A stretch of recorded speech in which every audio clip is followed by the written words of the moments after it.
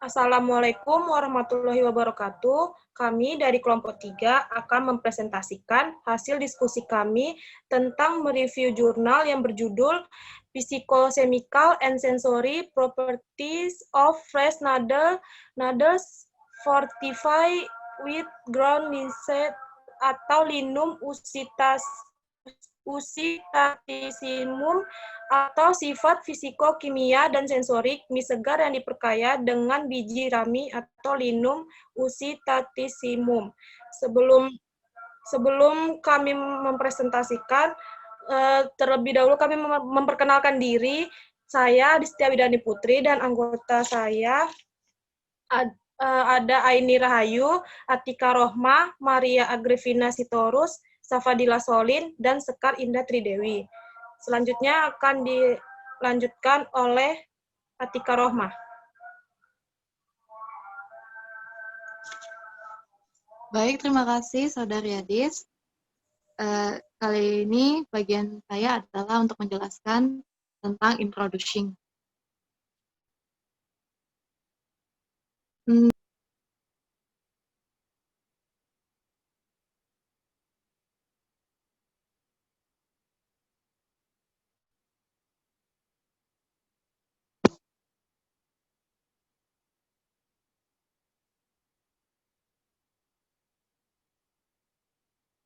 Di introduction adalah pengenalan yang dimana biji rami atau Linum usitatissimum yang digunakan sebagai salah satu bahan utama dalam jurnal ini atau yang lebih dikenal dengan biji rami menjadi terkenal karena profil nutrisinya yang menarik. Biji rami kaya akan berbagai komponen bioaktif dan nutrisi termasuk protein, lemak tak jenuh, serat makanan, polifenol, dan mineral. Kandungan lipidnya 300-400 gram per kilo. Sedangkan protein 200-300 gram per kilo, dan serat makanannya 200-300 gram per kilo. Adalah komponen utama dari biji rami, menurut Bechet dengan tahun 2018.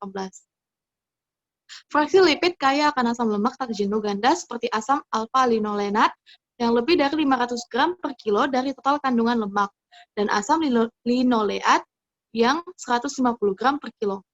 Serat pangan kaya akan lendir dengan kapasitas pengikatan air yang relatif tinggi yang dapat membantu pembentukan adonan dan pengembangan produk bakery.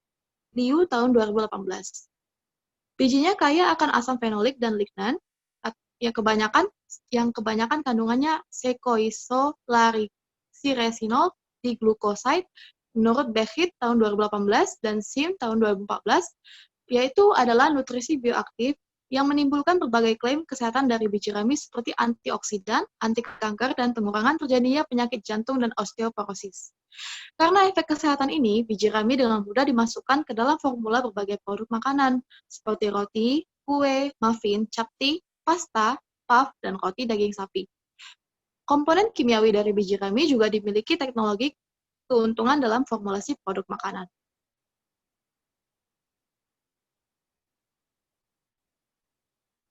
Pengaruh tambahan biji rami pada sifat antioksidan dan glikemik mie yang dimasak masih harus dipelajari.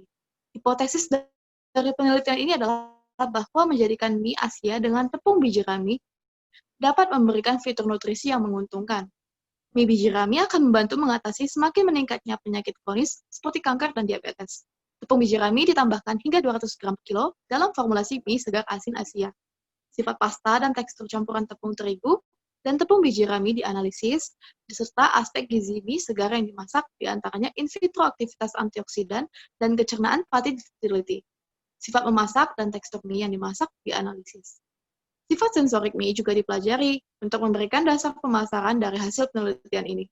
Studi ini dapat merangsang minat lebih lanjut dalam mengembangkan produk makanan pokok Asia baru untuk aplikasi nutrisi. Selanjutnya akan dibawakan oleh teman saya.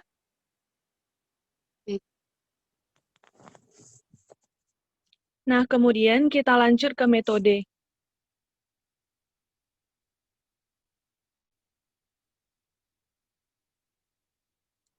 Nah, pada bagian metode ini, bahan yang digunakan yaitu tepung terigu biasa dan tepung biji rami yang dibeli dari countdown supermarket yang berada di New Zealand. Kandungan pati total tepung ditentukan dengan menggunakan kit pati total megazim. Kemudian analisis sistem tepung. Yang pertama itu ada penempelan. Analisis penempelan campuran tepung terigu dan tepung biji rami dilakukan dengan menggunakan reometer MCR 301. Lalu dicatat viskositas puncak, viskositas kerusakan, viskositas akhir, dan viskositas kemunduran. Kemudian yang kedua merupakan analisis sistem tepung dengan melihat tekstur gelnya. Pasta dari analisis penempelan dipindahkan ke dalam tabung kaca 5 ml untuk menghilangkan gelembung gas dan untuk mendapatkan permukaan gel yang rata.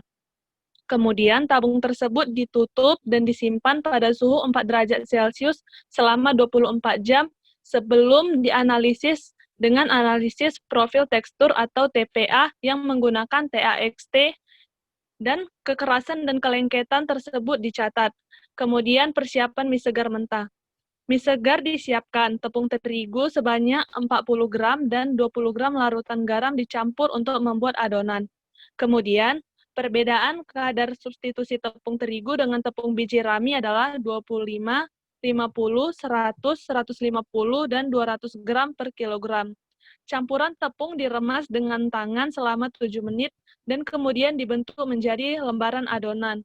Kemudian lembaran adonan tersebut dibungkus dengan gulungan tipis yang berurutan. Akhirnya lembaran tipis tersebut dipotong dengan sliter sehingga menjadi untayan mie mentah dengan lebar 6,5 mm.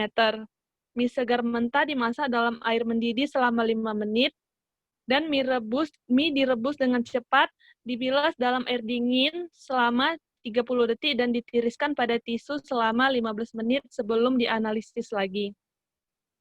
Kemudian,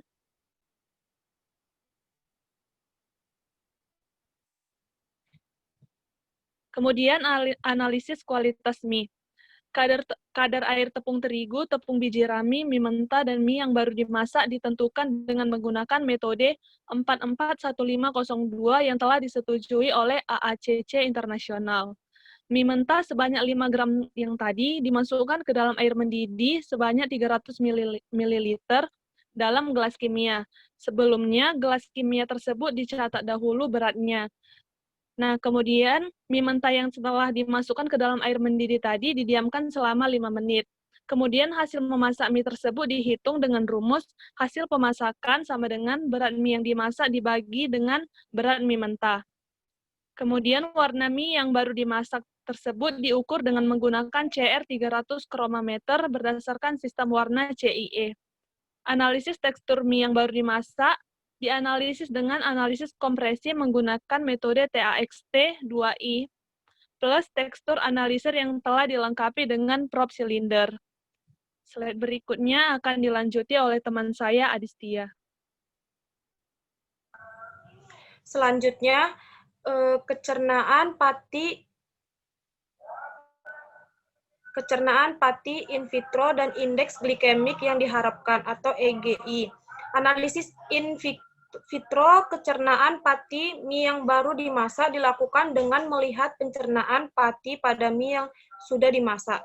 Campuran pankreatin dari pankreas, amiloglukosidase, dan invertase digunakan untuk hidrolisis dalam buffer natrium asetat atau pH 5,2. Jumlah glukosa yang dilepaskan diukur dengan menggunakan kit GoPut atau megazime Wicklow-Ireland. Yang selanjutnya, analisis statistik. Semua pengukuran dilakukan dalam rangkap 3. Hasilnya menjadi sasaran analisis ANOVA satu arah. Data analisis atau termasuk analisis korelasi person dengan perangkat lunas statistik atau SPSS. Untuk in vitro kecernaan pati, perangkat lunak Origin 9, Corporation Norpraton MA USA digunakan untuk pemasangan kurva. Selanjutnya akan dilanjutkan oleh teman saya.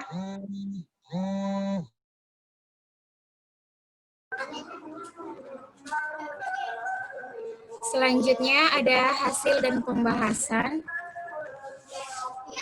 Nah, yang pertama ada sifat tekstur pasta dan gel dari tepung terigu dan campuran biji rami. Penggantian dengan tepung biji rami sebagian besar menurun viskositas tepung terigu selama acara penempelan dengan cara yang bergantung pada dosis. Sis tepung yang ditempel disimpan pada suhu 4 derajat Celcius selama 24 jam untuk retrogradasi pati dan gelasi.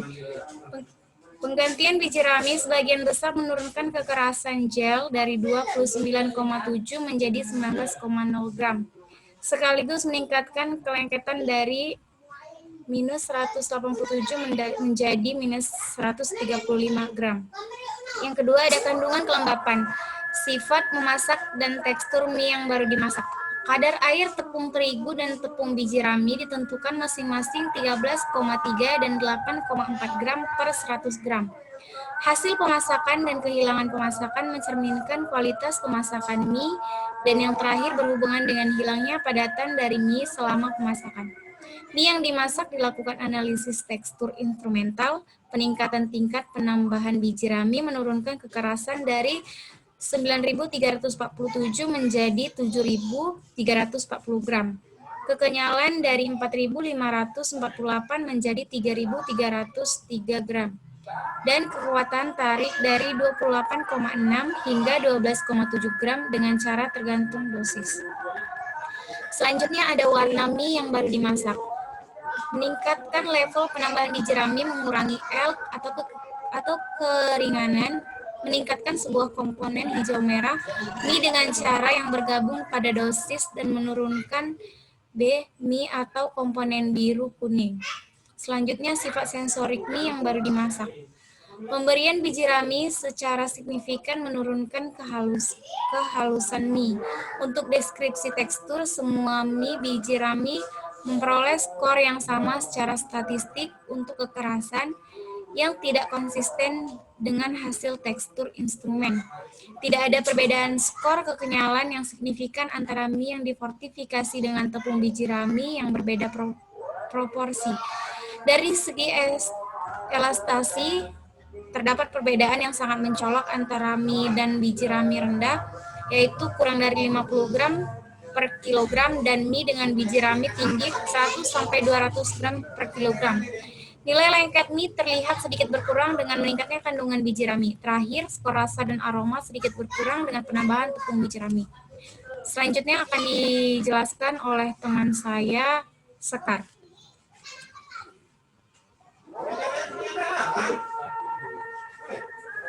Yang berikutnya ada kandungan dan sifat antioksidan in vitro mie yang baru dimasak. Dengan tambahan biji rami sebesar 20% dalam mie, aktivitas antioksidan mie biji rami dari semua pengujian kira-kira 2 kali lipat dan nilai mie kontrol. Oleh karena itu, penggabungan biji rami efektif untuk meningkatkan kandungan antioksidan fenolik pada mie yang dimasak. Kemudian, kecernaan pati in vitro dan respon glikemik mie yang baru dimasak. Peningkatan kadar penambahan biji rami menurunkan kandungan fraksi atau SDS dari 530 menjadi 230 gram per kilogram, dan meningkatkan fraksi pati resisten atau RS dari 30 menjadi 190, sementara efeknya terlalu kecil pada fraksi pati yang mudah dicerna. Analisis kinetik menunjukkan bahwa indeks hidrolisis mie yang dimasak menurun dari 36,71 menjadi 23,18 dengan penambahan biji rami. Indeks glikemik yang diharapkan berkurang dari 60 menjadi 50 pada mie dengan penambahan 200 gram per kilogram biji rami. Sebagai hasil penggantian biji rami, kandungan glikemik mie berkurang secara signifikan dari 13,4 gram pada mie kontrol menjadi 8,5 gram pada mie dengan penambahan 200 gram per kilogram biji rami dengan cara yang bergantung pada dosis.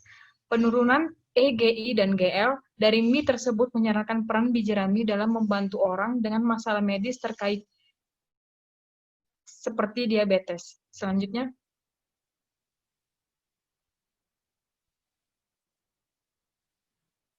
pengaruh penambahan biji rami pada sifat tekstur dan sensorik mie yang dimasak. Dipengaruhi oleh kandungan protein dan kekuatan gluten, Penambahan biji rami mengurangi kandungan gluten, mengencerkan jaringan gluten, dan mengganggu belasi pati, merusak tekstur mie yang dimasak. Sifat tekstur mie yang dimasak dapat dikaitkan dengan sifat tekstur pasta dan gel dari tepung. Pengaruh penambahan biji rami pada sifat nutrisi mie yang dimasak. Komponen biji rami meningkatkan kandungan pati resisten, sekaligus menurunkan fraksi pati yang dapat dicernahkan secara perlahan. Sebagai hasil dari penggabungan benih giling, mie yang dimasak telah mengurangi GII dan GL karena penggabungan biji dalam mie segar, ketahanannya terhadap pencernaan pati dan penyerapan di usus kecil tubuh manusia ditingkatkan, serta asupan kalori harian dapat lebih terkontrol. Hal ini dapat mengurangi gula darah, postprandial dalam sirkulasi darah, dan mengurangi resiko terkena diabetes dan penyakit metabolik lainnya. Selanjutnya akan dijelaskan oleh teman kami.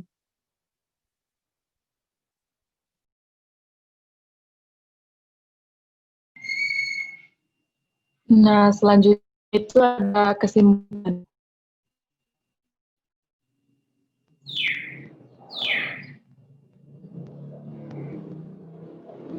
Nah, kesimpulan pada jurnal ini yaitu bahwa penambahan biji rami pada tingkat yang sesuai berpotensi meningkatkan khasiat gizi mie asin Asia tanpa mengurangi kualitas makan, di mana dengan mempertimbangkan karakteristik sensorik, tekstur, dan nutrisi dari mie yang diperkaya mie segar yang dengan tambahan 25 gram per kilogram dan 50 gram per kilogram biji rami akan menjadi yang paling disukai oleh konsumen yang mencari produk sehat. Kemudian, mie yang dihasilkan telah mengurangi indeks glikemik yang diharapkan dan beban glikemik, aktivitas antioksidan, dan kualitas makan yang dapat diterima. Mie yang dikembangkan dalam penelitian ini akan membantu para penderita penyakit kronis seperti diabetes dan penyakit kardiovaskular. Kemudian, mie akan dipilih sebagai produk mie inovatif yang ideal untuk lebih penerimaan konsumen. Kualitas tekstur dan sensorik mie dengan tingkat penambahan biji rami yang lebih tinggi atau kurang dari 50 gram per kilogram harus lebih ditingkatkan dengan bantuan bahan pembuatan tekstur seperti hidrokoloid. Hasil penelitian ini menjadi dasar bagi perbaikan untuk penelitian selanjutnya, di mana hasil aktivitas antioksidan yang meningkat dan respons glikemik yang berkurang dalam mie harus dipastikan menggunakan in vivo dan model klinis. Ketersediaan hayat komponen bioaktif biji rami dalam mie juga harus diteliti lebih lanjut.